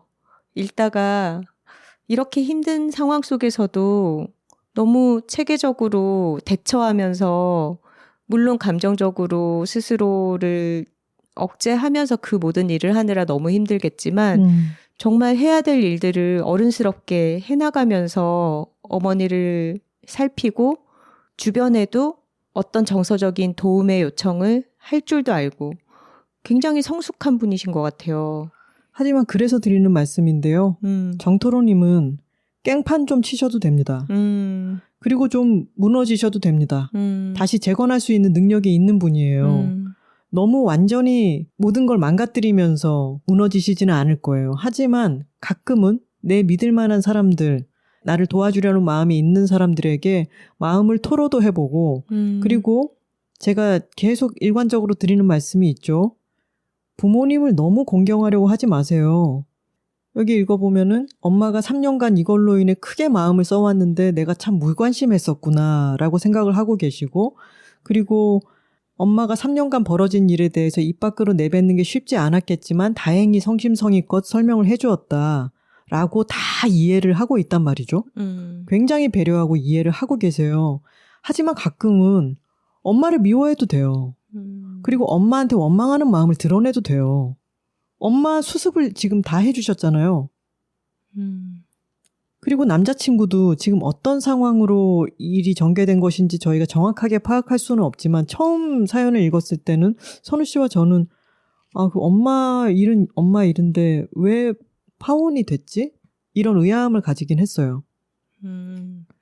결혼 자금으로 모아둔 돈을 엄마한테 다 빌려드려야 되는 상황이었다고 했고 이렇게 생각했었군요. 파혼은 파혼이더라도 연애까지 끝낼 필요가 있나? 이런 얘기를 했었죠. 뭐 정토로님이 속속들이 다 쓰지 못하는 사정이 있었겠죠. 정확히 어떤 사연인지는 모르겠지만 전 남자친구에게 미움이라는 감정을 느끼기보단 그 친구가 다시 누군가를 만나서 행복했으면 하는 마음이 더 크고요 라고 하셨는데 미워할 만한 상황이기도 하다면 또 미워하셔도 괜찮습니다. 그러니까 어머니를 미워하고 원망하셔도 되고요. 그 전 남자친구도 미워하고 원망하셔도 됩니다. 아니 왜 다 미워하래? 좀 미워해야 돼. 난 한국 여자들이 너무 다 받아주고 착하고 해결 너무 잘하고 막 능력 많은데 감정적인 것들은 자기가 다 쌓고 가려고 하고 이런 것보다는 우리가 화낼 줄을 모르나 편 듣고 화도 내고 깽판도 부리고 좀 그랬으면 좋겠어요.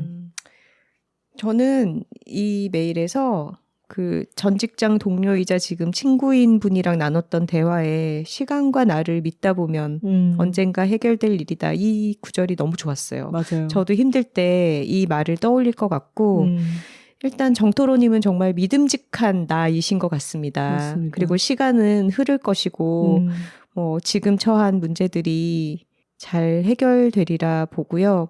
이 사연 소개하면서 떠오른 이야기가 그 이스라 작가님 책 끝내주는 인생에 보면은 이스라 작가님 친구가 빚이 엄청 생긴 거예요. 그래서 이제 사는 곳도 정리를 하고 짐을 엄청 줄여서 다른 데로 거처를 옮겨야 되는 상황에 처해요. 그래서 진짜 잘 키운 몇 년 동안 애지중지 키운 나무를 가져갈 수가 없어서 이스라 작가한테 주거든요. 근데 그거를 이제 할머니가 보시고는 사정을 물어봐서 이제 친구 얘기를 들으시게 된 거예요. 근데 할머니가 그거는 큰일이 아니다라고 하면서 친구가 그렇게 망하고 빚을 지고 했는데도 살아있으면 망한 게 아니다. 이런 얘기를 하시거든요. 할머니들이 해줄 수 있는 또 그런 통찰이 있어요. 그렇죠? 할매가 최고야. 그 말 너무 좋지 않아요? 살아있으면 망한 게 아니다. 살아있으면 망한 게 아닙니다. 살아있으면 망한 게 아닙니다. 지금 정토로님의 상황은 우리 얼마 전에 파리올림픽이 끝났잖아요. 근데 수많은 선수들이 시합 도중에는 굉장히 집중해서 어떤 자기가 실수를 하건 상대를 통쾌하게 이기건 거기에 감정을 드러내지 않죠. 그러면서 계속 한순간 한순간에 날아오는 공이든 맞춰야 할 궤적이든 거기에만 신경을 쓰죠. 거기에만 집중을 하죠. 근데 그러다가 결국 메달을 받잖아요. 그러니까 결국 결정전에서 승리하거나 승패가 가름이 나잖아요. 특히 승리했을 때 눈물을 터뜨립니다. 그게 그 순간순간에는 내가 해결해야 될 것들이 굉장히 집중하느라 중간중간에 억누르다가 자신의 어떤 감정들을 거기에서 초연하도록 훈련을 받은 사람이기도 하고 그걸 컨트롤하고 있는 거죠. 하지만 그것이 계속 가지는 못해요. 맞아요. 그게 결과가 났을 때 감정들이 터져 나오는 것처럼 지금 정토로님은 올림픽에 출전하신 건 아니잖아요. 중간중간에 혼자 나를 위한 저녁을 잘 챙겨 먹고 설거지를 하다가 눈물이 터지기도 하고 그러잖아요. 쉬는 시간을 내가 지금 시합에 임한 사람이지만 중간중간에 작전 타임도 있고 쉬는 시간을 갖는다고 생각하고 자기 스스로에게 그런 쉼표들을 많이 주세요. 지금 정토로님이 얼마나 유능하고 이 똑부러지는 분이냐면 본인이 받은 상담에 대해서 안내를 해주시면서 직장인들의 경우에 회사에 EAP 프로그램이라는 게 있는지 내부 전산망에 검색을 해봐라.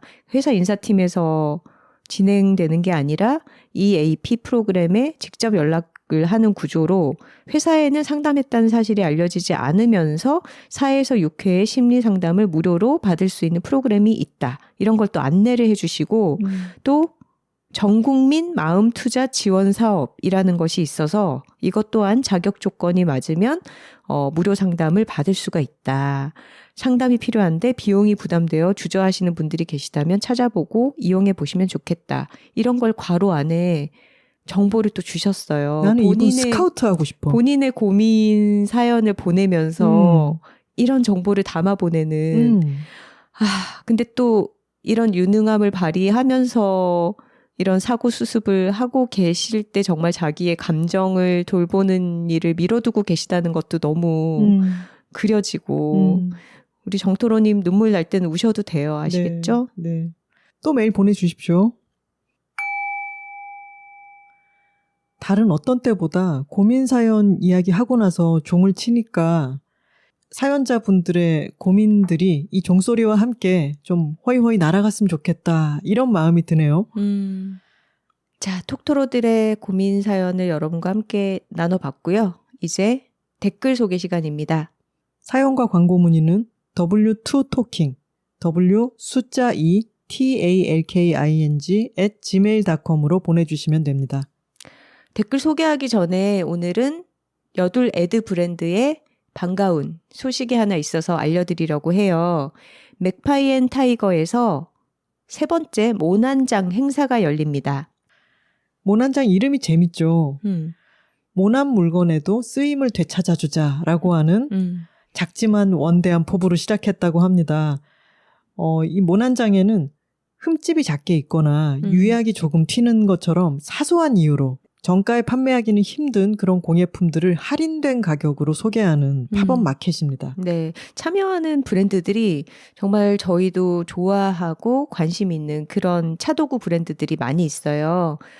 무무요, 토림도에, 그리고 긴 킨츠키, 상명요, 군바 포터리 이런 브랜드들이 포함이 되어 있고요.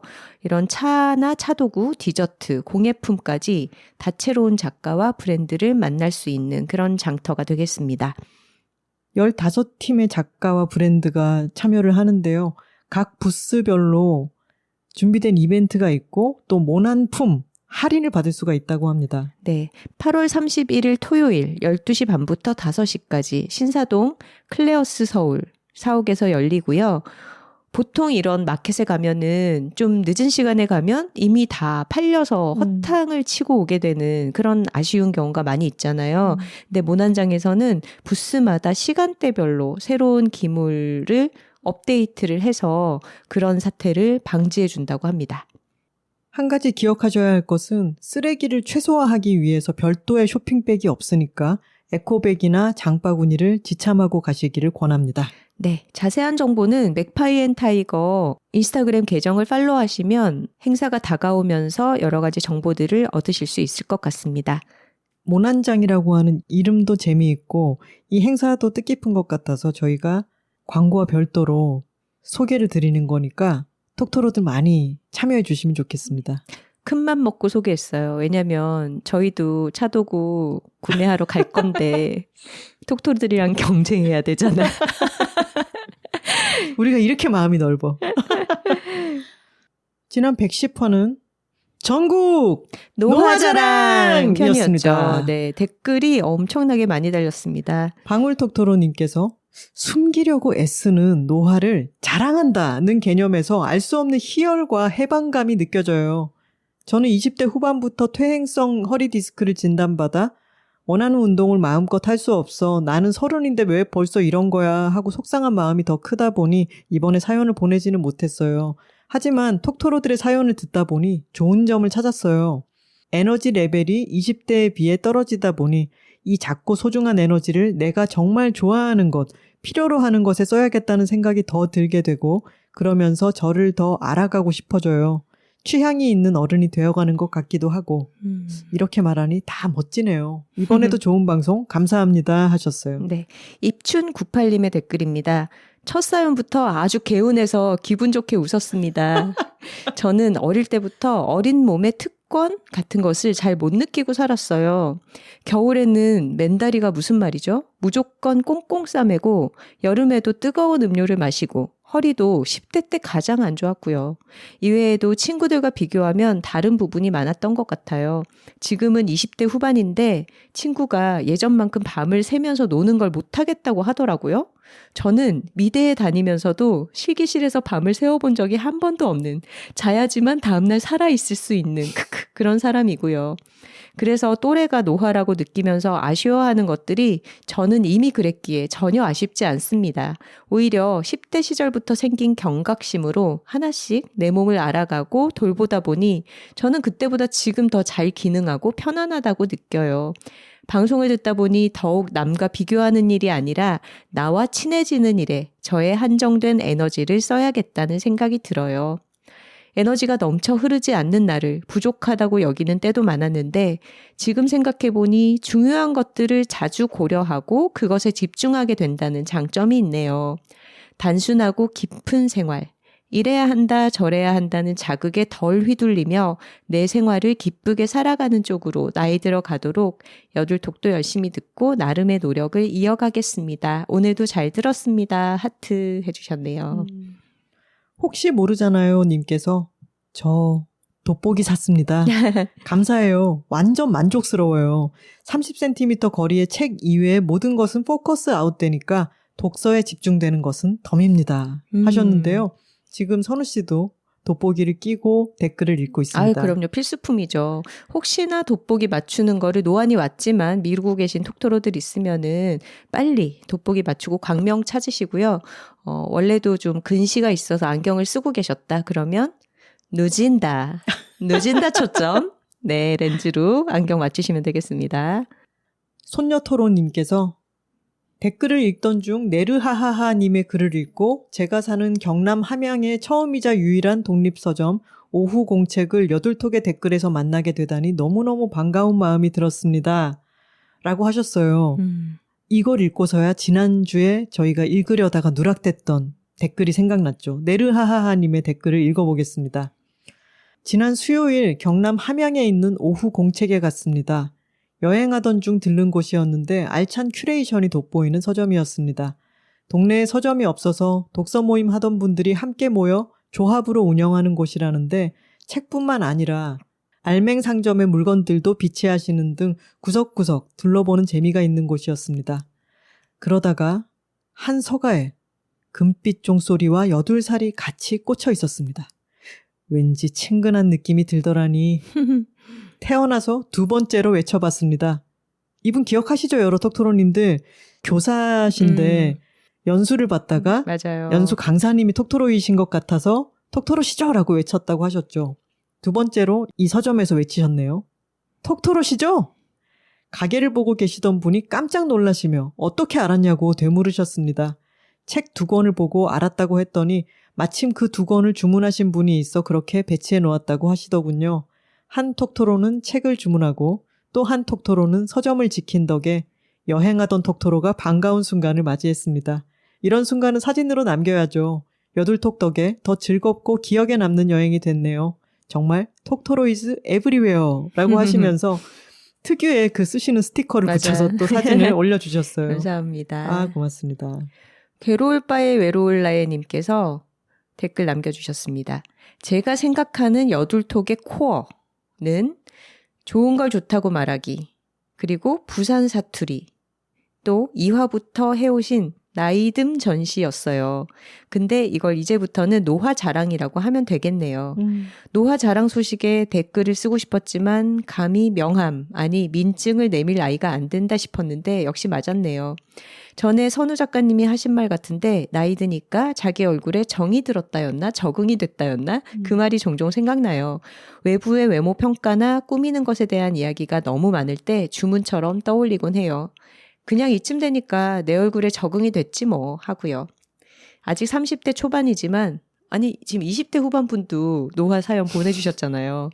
나이 들수록 내가 뭘 중요하게 생각하는지 내가 어떤 사람인지 알아서 위 외모 이야기처럼 다른 사람의 이야기에 덜 흔들릴 수 있어서 좋아요. 그리고 저도 하나 작가님처럼 예민한 성정을 타고났는데 예전보다 유해진 걸 스스로도 느껴요. 파리올림픽 탁구를 비롯한 경기들 다들 보셨죠? 저는 여자 핸드볼 팬이에요. 올림픽 최초로 11회 연속 본선 진출한 구기 종목의 자존심, 여자 핸드볼이요. 108화 방송이 있던 주였나 여자 핸드볼 경기를 보는데 상대팀 골키퍼가 44세라고 하더라고요. 상대팀이지만 너무 멋졌어요. 나이 들어서 아쉬운 건 체력이라고 생각했는데 꼭 그렇지도 않구나 싶기도 하고요. 사회에서는 긍정적으로 전시하지 않는 좋은 것들을 자랑해 주셔서 감사합니다 하셨습니다. 저희도 올림픽 경기 보다 보니까 탁구 선수 중에도 40대 선수가 유럽에는 있더라고요. 그러니까 뭐 아시아 같은 경우에는 워낙에 경쟁이 치열하고 메달을 위해서 국내에서도 경쟁을 해서 아주 젊고 기량이 전성기인 선수들을 위주로 내보내지만 유럽 국가에서는 40대까지 선수들이 출전을 하는 거 보면서 또 하나의 뭔가 벽이 깨지는 그런 느낌을 받기도 했습니다. 호두토로님께서 강화되는 스몰 토크력도 노화의 한 요소일까나요? 외국인들은 일상에서 스몰 토크를 자연스레 나누던데 그게 참 여유 있어 보여 부러웠어요. 근데 생각해보면 K 할머니들 스몰 토크 실력도 못지 않잖아요. 지하철 같은 데서 뵈면 한참 말씀 나누시길래 일행이신 줄 알았는데 가슈 하며 저마다 다른 역에서 내린다거나요. 뒤도 안 돌아보는 그 쿨함이라니 그야말로 카르페 디엠이네요. 그러고 보니 할머니들의 스몰 토크를 귀 쫑긋 엿들으며 귀엽다 느끼는 점도 나이 들어가며 자연스레 생긴 마음의 여유인가 봅니다 하셨습니다. 네. 굉장히 많은 톡토로들이 노화에 대해서 메일을 보내주셨는데 오늘은 고민 사연을 메일로 구성을 하다 보니까 조금 길어지는 느낌이 있어서 이 메일들은 나중에 또 기회가 되면 소개해드리도록 하겠습니다. 그리고 여러분들과 꼭 공유를 해드리고 싶은 메일이 하나 도착을 해서 읽어드리려고 해요. 조승리 작가님이 메일을 보내주셨습니다. 맞습니다. 저희가 안달루시아의 여행을 가실 때 도움 주실 수 있는 분이 있으면 연락을 기다리겠다 했더니 그 지역에 거주하신 톡토로들의 메일이 와서 출판사 통해서 전달을 해드렸거든요. 그랬더니 메일을 보내주셨어요. 안녕하세요. 김하나 황선우 작가님 그리고 톡토로님들 감사 인사 드리고 싶어서 메일을 드립니다. 제가 여둘톡 효과로 7쇄를 찍었습니다. 축하드려요, 조승리 작가님. 그리고 톡토로님들은 세계 어디에나 있다 하시더니 정말 스페인에 계신 톡토로님이 연락을 주셔서 제 축제에 한 발 다가갈 수 있게 되었습니다. 진심으로 감사드립니다. 여러분들의 응원으로 더 힘을 내 운명에 지지 않는 사람이 되겠습니다. 올레! 아, 너무 좋네요. 아, 기분이 너무 좋습니다. 네. 저희가 오늘 녹음 이후 일정이 있어서 이제 방송을 마무리해야 될 때인데요. 저희가 천천히 읽으려고 생각했으나 시간 관계상 짧게만 말씀드릴게요. 안녕하세요 언니들. 사연은 아니지만 어디에 글을 적을지 몰라 메일을 보냅니다. 언니들께서 좋으면 좋다고 말하시는 것 중에 유일하게 저와 취향이 다르다고 생각했던 부분이 있었습니다. 그것은 다름 아닌 레드벨벳. 근데 이게 무슨 일이죠? 이번 코스믹을 듣고 완전 빠져버렸습니다. 하루에 몇 번을 재생하고 있는 건지. 아, 코스믹 너무 좋죠. 일할 때도 계속 맴돌아요. 출근할 때도 엑셀 밟으면서 혼자 웬디 빙의해서 I just can't say goodbye.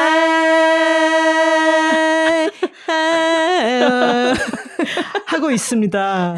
제발 레드벨벳 영업 좀 해주시면 안 될까요? 10년 된 그룹이라 어디서 파야 할지 모르겠어요. 흑흑 도와주세요 하셨는데 제가 이 메일을 읽고 머릿속에 착착착착 막 추천곡들도 생기고 해서 사실은 스포티파이에서 레드벨벳 음악 방송을 한번 하면 진짜 재밌겠다 싶었는데 이제 스포티파이의 정책이 바뀌어서 저희가 음악 방송을 더 이상 만들 수가 없습니다. 더 좋은 소식이 기다리고 있기는 한데 네. 음악 방송은 못하게 되었고 그리고 사실 저희가 막 위버스로 소통하고 이런 세대는 아니에요. 레드벨벳을 좋아해서 콘서트도 가기는 했었지만 뭐 요즘 팬들의 그런 적극적인 소통 방식을 알지는 못하고 저희는 팬이지 덕은 아니어서 맞아요. 사실은 음악을 많이 듣고 그리고 가끔 뮤직비디오를 보는 정도지 막 나온 무대를 다 찾아보고 이러지는 않죠. 네. 하지만 레드벨벳이 역사와 전통을 가진 그런 걸그룹이기 때문에 들으셔야 될 곡이 정말 많습니다. 그럼 저희 각자의 추천곡을 언급을 하는 걸로 오늘 마무리를 할게요. 일단 제가 생각하는 레드벨벳의 클래식 명곡은 피카부, 사이코, 배드보이 이 세 곡은 어떤 고전 삼각형이다 이렇게 말을 할 수가 있겠고요. 그리고 하나 더 떠오르는 곡은 제가 굉장히 좋아하는 좀 유로 사운드의 밤볼레오라는 곡이 있어요. 아, 저도 밤볼레오를 얘기하려고 그랬는데. 밤볼레오 너무 좋고요. 그리고 Something Kinda Crazy라는 곡이 있는데 부르는 곡이죠. 네네. 이 곡도 굉장히 상큼하면서 연말 느낌이 물씬 나면서 콘서트에서 들으면 아주 기분이 좋은 곡입니다. 저는 앨범으로 말씀을 드려보자면은 이번 코스믹이 수록되어 있는 최근에 나온 앨범, 코스믹 앨범이 너무 좋습니다. 적어도 앞에서 4곡 정도는 정말 명곡이라고 얘기할 수 있고요.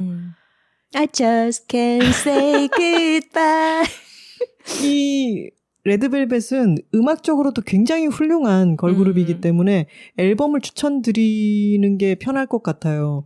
제가 가장 좋아하는 앨범은 2집인데 2집도 두 가지 버전이 있는데 리패키지 버전. 그게 빨간 맞아요. 커버? 배드보이가 타이틀곡으로 있는 더 퍼펙트 레드벨벳이라고 하는 앨범이 정말로 명반이고요.